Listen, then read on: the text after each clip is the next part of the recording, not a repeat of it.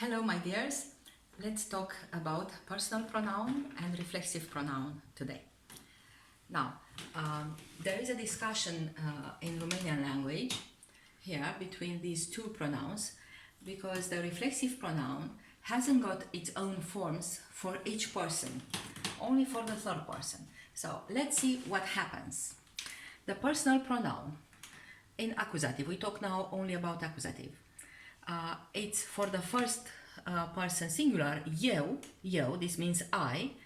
The forms are pe mine, mă, or m and a little line here, which means short words with no focus on them. Pe mine has a focus, mă or m, no focus.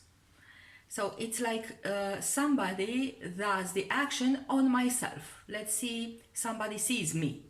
All right, pe tine for two, you, singular, the second singular, pe tine, te, or te and a little line when we want to make a link with another verb. Now, here, at the first person singular for eu, I, the reflexive pronoun has no form, no personal form. That's why the reflexive pronoun borrows the form from the personal. So it's going to be the same thing here. So is mă, pe mine, mă, because the reflexive pronoun has no proper form. Good. Now the same thing happens for the second person singular. We have pe tine, like I see you, it's accusative here, pe tine, te. The reflexive pronoun borrows the form and is going to be here pe tine, te, and so on, because the reflexive has no proper form. Now what happens with the third person singular? For el, ea, he or she, of course it also.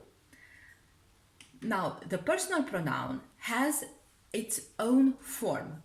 Let's say we have he, which means masculine. The personal pronoun will be pe el or l for a short form. For example, l-am văzut, l-am văzut, I saw him. L is him, el, he, him. Or for feminine, am văzut-o. O, this means her. I saw her.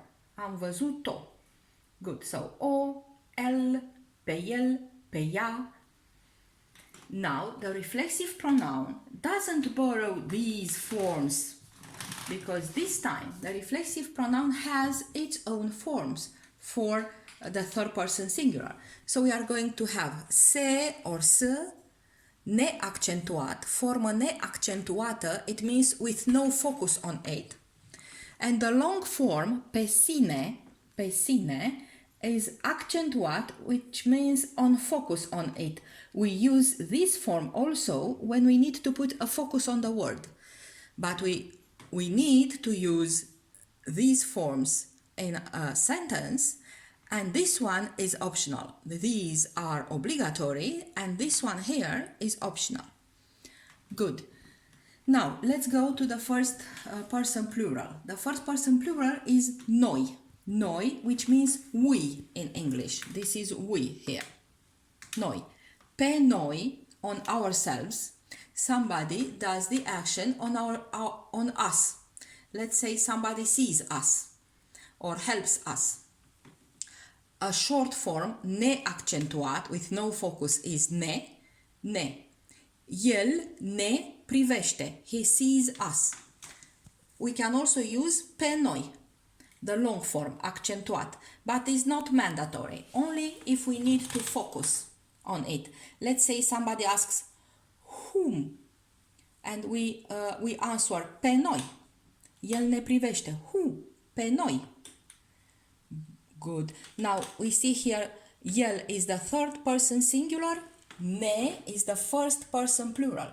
So the subject is another human being than the direct object.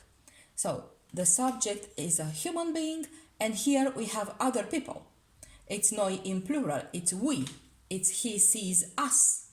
So the subject is one, the direct object another ones. Now, here, when we talk about reflexive, the subject is the same thing with the direct object. So if it's a human being or more, they are the same here. So noi, which means we, noi ne privim în oglindă. This is, we watch ourselves in the mirror. So now it's reflexive because we do the action on ourselves, not on other people. So we have here noi, the first person plural, ne, the reflexive pronoun, first plural, privim, the verb is conjugated in the first plural. So the same people, noi, are watching ourselves, so noi ne privim. Good.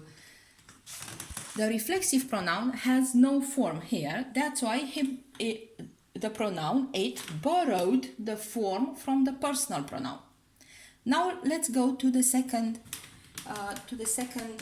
person plural. It's voi or you in English. We have here pe voi, vă, v. An example. Pe voi v-am văzut. So I saw you.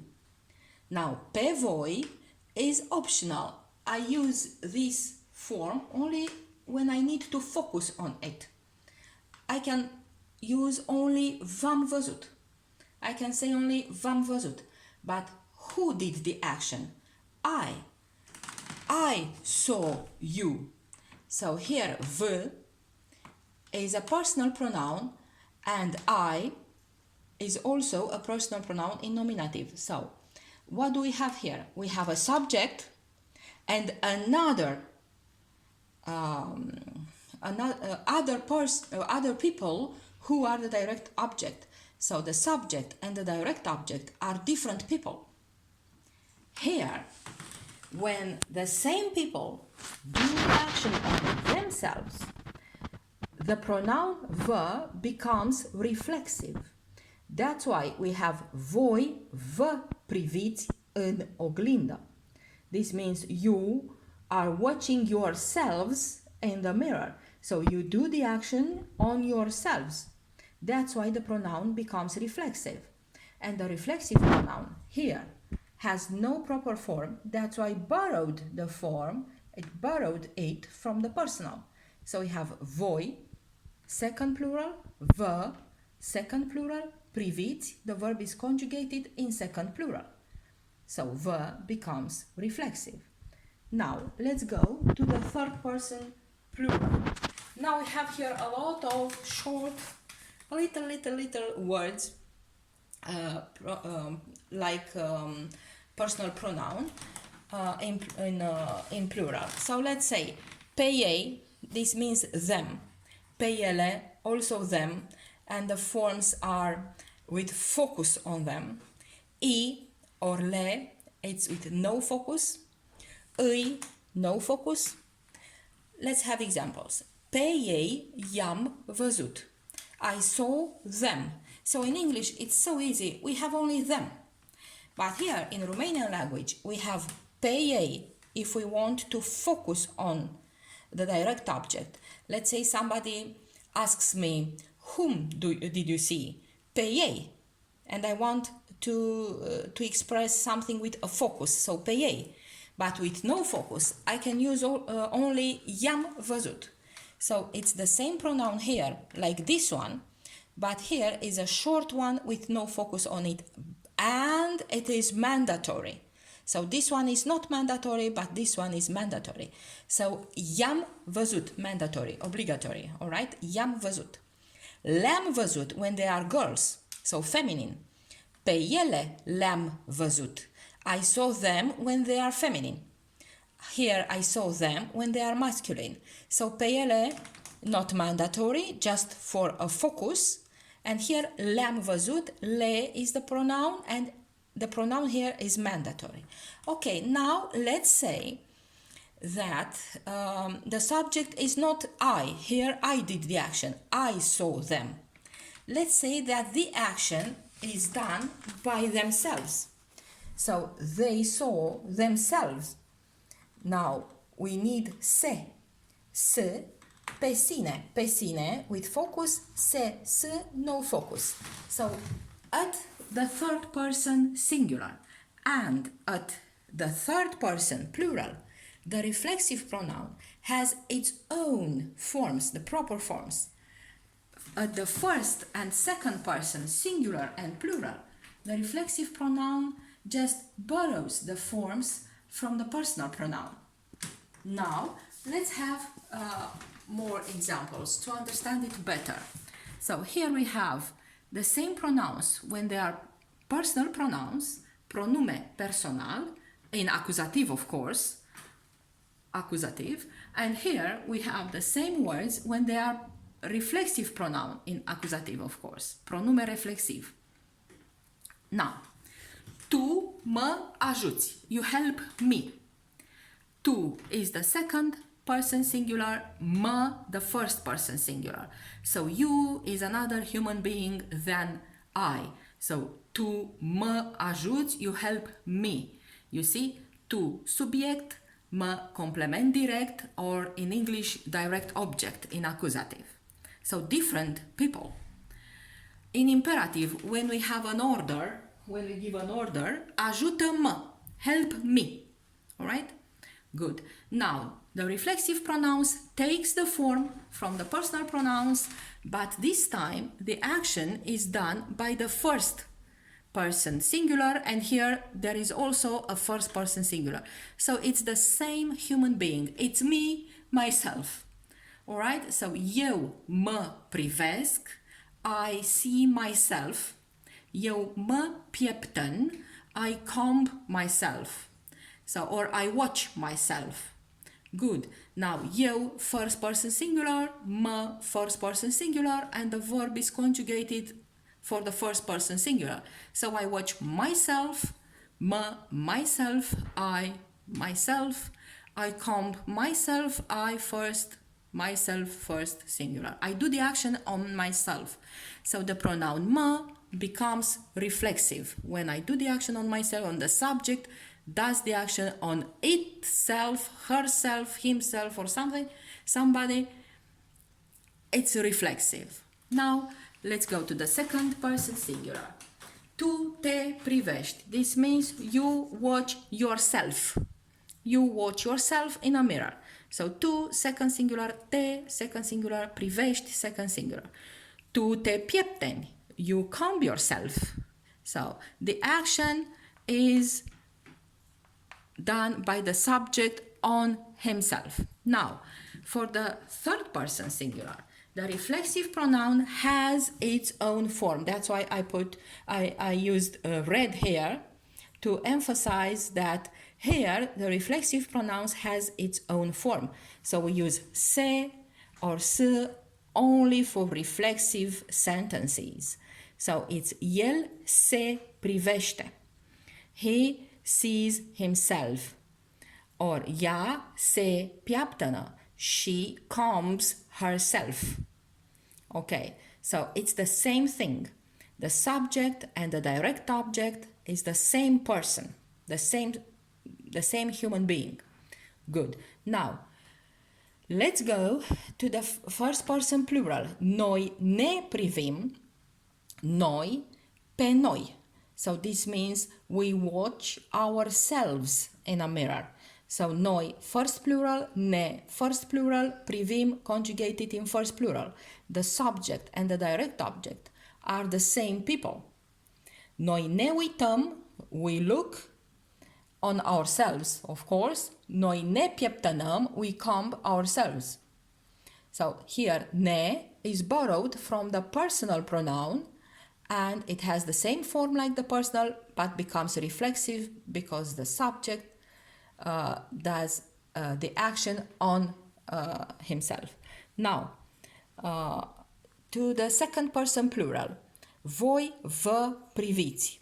You watch yourselves. Voi vă uitați. You look at yourselves, something like that. Voi vă pieptănați. You comb yourselves. So the same people do the action on themselves. So voi second plural, vă second plural. So they do the action on themselves. Voi, vă, priviți. Subject is the same, are the same human beings here because it's a plural, are the same human beings like direct object. Okay, now let's go to the third person plural. Here, one more time we used a little red because we wanted to show that the third person singular, here the reflexive pronoun, here has its own form. So one more time, se, ei se privesc, they watch themselves, ei se uită, they look at themselves, ei se piaptănă, they calm themselves. So the same human beings, the same subject like the direct object. Ele se privesc, they watch themselves when they are girls. Ele se uită, they look at themselves. Ele se piaptănă, they calm themselves. If I need to put a focus, I can use also pe sine. Ei se privesc pe sine. Ei se uită la sine. Ei se piaptănă pe sine, but only very, very rarely when I need a focus. All right. So look at the reflexive pronoun. It has forms, proper forms only for the third person in singular and in plural. Okay, we are going to do the second part. What do we have here? So now let's go back a little to the personal pronoun. I haven't read here. So eu te văd, the second person in singular. Here I do the action on you. So eu te văd pe tine. Pe tine is optional, is with a focus on it. Only if I need it, I use it. But here what I want to say is that the subject is another person than the direct object. So that's why here the pronoun is personal in accusative. All right. Eu te văd, eu te ajut, I help you, eu te pieptăn, I calm you. Now, for the third person singular, pe el l-am ajutat, pe el l-am văzut. So here I have as a subject eu. The subject is not necessarily written. I can also skip the subject because I have a very clear conjugation of the verb, so I know who does the action. So I can say eu l-am ajutat or just l-am ajutat. Eu l-am văzut or just l-am văzut. Eu îl ajut in present or just îl ajut. Now pe el is mandatory. It's another person, so the subject is first singular I and the direct object is third singular, so it's him. I help him. Now that's why it's a personal pronoun and not a reflexive. When it's reflexive, it has its own form, se, and the subject does the action on himself. Now, el ne vede, the first person plural, ne.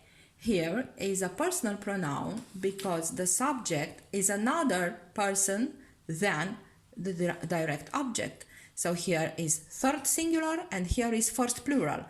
The verb is third singular because the subject is third singular. So el vede pe cine, whom, pe noi ne, us. So he sees us. He helps us. El ajută pe cine, whom, us, pe noi ne. Here ne is us in English. All right? Now let's go to the second person plural, voi. It's you in plural. Voi ne ajutați. So you help us. Here we can have different subjects. We can have el, we can have voi, second plural, but here is another one. Is ne, first plural. All right? What's important? When the subject is the same person Like here, the pronoun ne becomes reflexive. So for el or for voi, it's not reflexive. But when the subject becomes noi, so also first plural like ne, then the pronoun here becomes reflexive. So it borrowed the form. Now let's go to you, the second person, the second plural. Eu vă văd, I see you. Eu vă ajut, I help you. One more time, we have a different subject than the pronoun. So the pronoun is personal in accusative. Eu îi văd pe ei, the third plural. I see them.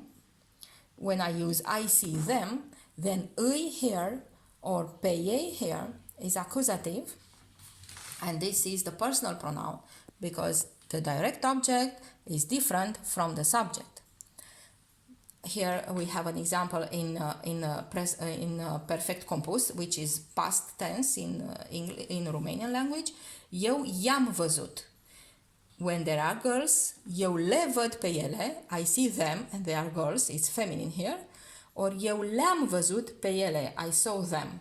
Well, pe ei, pe ele is not, this is not mandatory, it's just when I need a focus.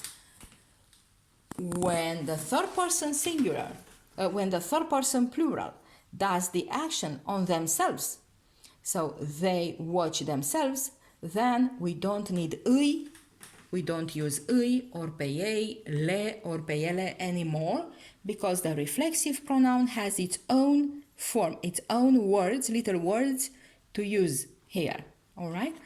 So we are going to continue with the reflexive pronoun in dative in the second part. Bye-bye.